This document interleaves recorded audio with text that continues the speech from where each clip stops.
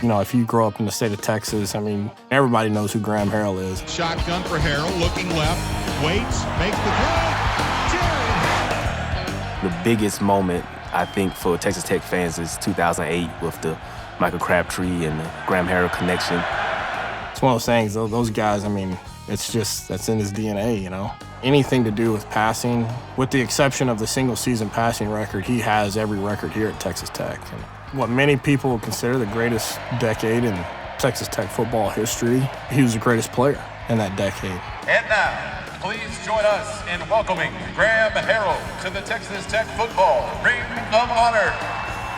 Things he's done and, you know, what he's helped at that time period push Texas Tech forward to a higher level than it's ever been and on a national stage. Having your name in Jones AT&T Stadium up there with the guys says a lot, I think, of what he's done here for Texas Tech. You look up there and it's the greatest player that's ever played here. He gets to be the one that represents all those guys and all of his teammates and all of his coaches that were there with him. And I think he's proud of that just as much as he is for the fact that his own name's up there. Hey, I'm Graham Harrell. I know most people probably know me for a lot of what went on this field right here as a football player, but there's way more to my story, and I want to tell you about 3 miracles that have happened in my life.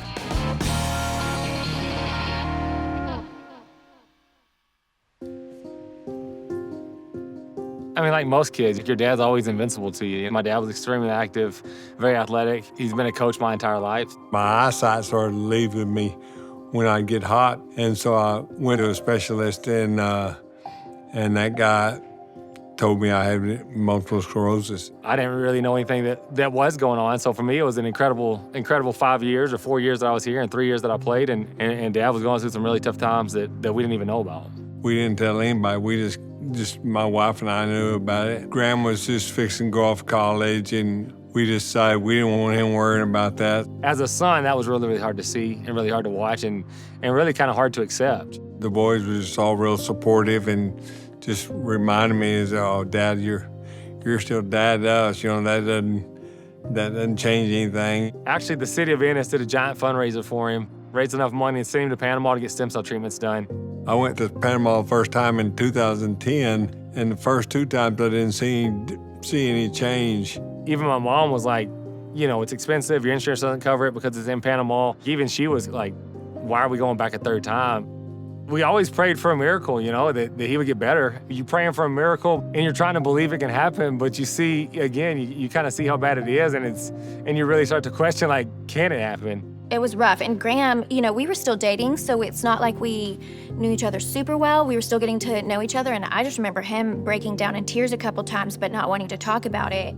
You know, I don't think my dad ever accepted, like, I'm not ever going to get better, but I do think there had to be an acceptance piece of, like, if I don't get better, that's still okay.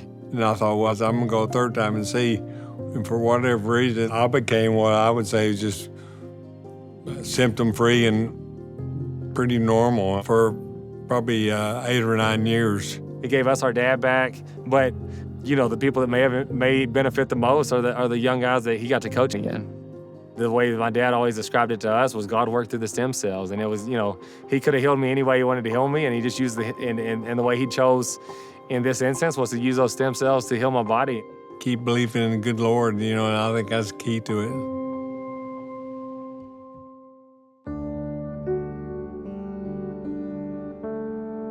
You know, infertility has been a huge part of our story. It's been a struggle that never ends. It's still ongoing, I guess. I think marriage-wise, it was hard because, you know, you're wanting something so bad, like trying to have a child. And so it kind of put stress on your marriage. It wasn't fun, it wasn't pretty, and there was a lot of sadness, and I'm a worrier, and I worry, and so I think he could feel that and see that. There was a lot of emotions involved in it, and a lot of frustration for things that were just kind of out of our control. You know, all this trying, and then nothing happened, and then we kind of just... Somehow, one time, it happened, and it's hard. So it really was just a miracle that he was born. And, you know, we've been married 13 years and only been pregnant 1 time. And I just think back all the time, I'm like, man, that was like, you know, Hawk is such a gift from the Lord that we were even able to get pregnant with him, because it's never been able to happen again. Being a mom for her is something she's really good at and something she really wanted more of. And then we went on an even harder infertility journey, which led us to Mia. After Hawk turned 1, so we started trying again. And at this point, it's probably 2 or 3 years of trying. And I just was getting tired of all the fertility treatment and just kind of getting at the end of my rope with it all. You know, we're going through that struggle of infertility, and it's tough. We had met with an adoption agency, so that was on our radar, where it started to be like a little bit more of a reality, like, hey, let's start really pursuing this. Let's start filling out paperwork and start trying to get on the waiting list. And that process became a really, really long process, and that was a frustrating time just to try to be able to be eligible to adopt. I also was realizing I was just trying to control the situation so much, and it was close to Easter, and I felt like the Lord spoke to me, was just like, do you trust me? And I was just like, I haven't. No, I don't trust you. I'm not trusting you. And then she gets an email on a Thursday. On a Sunday, they say, hey, the mom wants y'all to be the adoptive parents, and the next Saturday, Mia's born. To me, that was a turning point in my faith and just wanting to trust in the Lord in this whole process of, trying to have more children. I can't read the Lord's mind or know why she's the one for us, but it's like she was a perfect fit, that's for sure. So the picture of adoption is kind of neat because it truly is like the exact picture of what the Lord does for us. Like the love we have for those kids, and his is so much better and so much greater and so much more perfect than the love we have for them, but he truly loves you like that.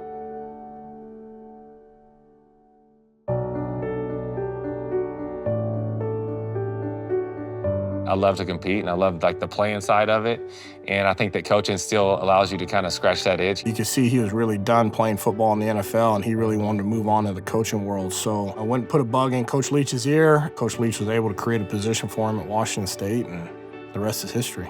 Once I was done playing, we lived in Washington for 2 years. And then we moved to, I got the offensive coordinator job back here at North Texas. And so we were in Denton for 3 years.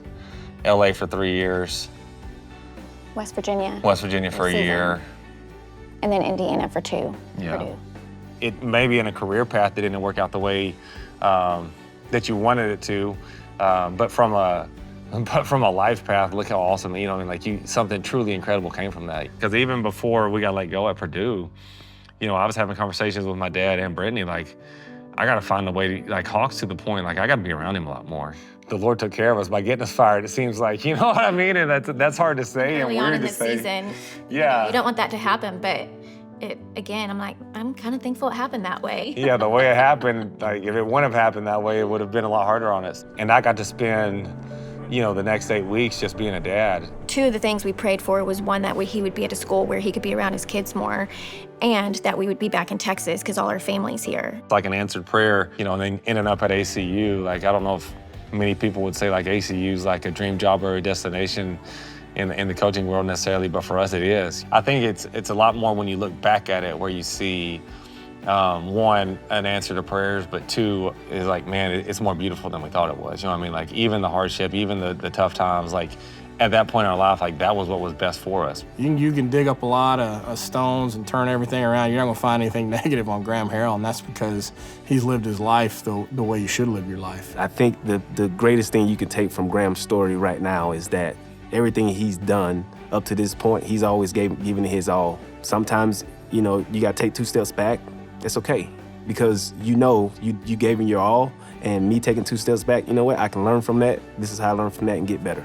Back in 2008, if you said, hey, what's the next 20 years look like, this definitely wouldn't have been the story I told you, but the Lord always provided, and it always turns out maybe even better than the story I would have written.